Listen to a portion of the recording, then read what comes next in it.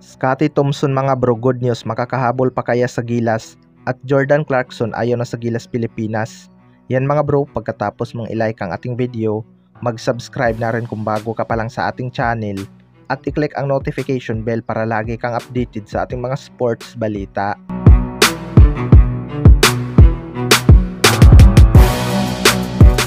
So maraming ang NBA player mga bro ang lalaro sa FIBA o QT para sa kanilang bansa bilang local or naturalized player.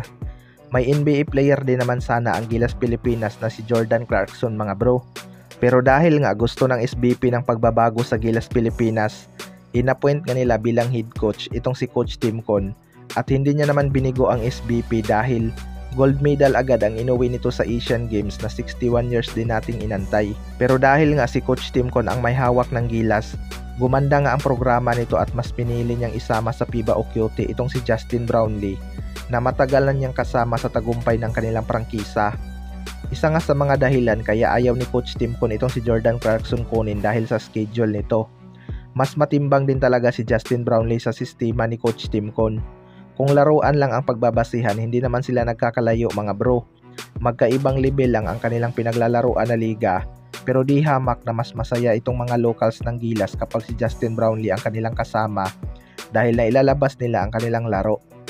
Sa kabilang banda naman mga bro, Scottie Thompson, good news, makakahabol pa kaya sa Gilas? Ito ngang si Scottie Thompson ay hindi nakasali sa Gilas practice dahil sa injury mga bro. Malaking kawalan talaga ito sa opensa ng Gilas Pilipinas at syempre ang kanyang pagiging rebounding machine.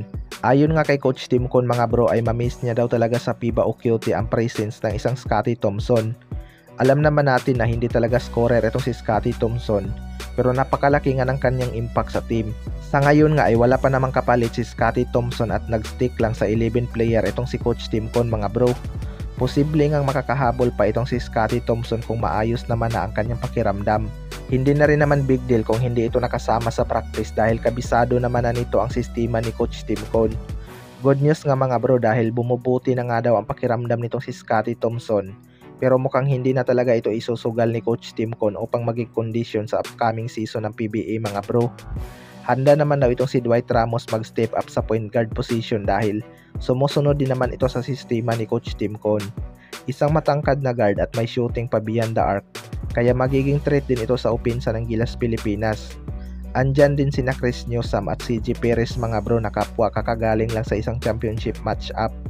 Kaya kondisyon din talaga ang dalawang ito. Kaya suportahan na lang natin ang Gilas Pilipinas sa kanilang mga laban. Kayo mga bro, ano masasabi nyo tungkol dito?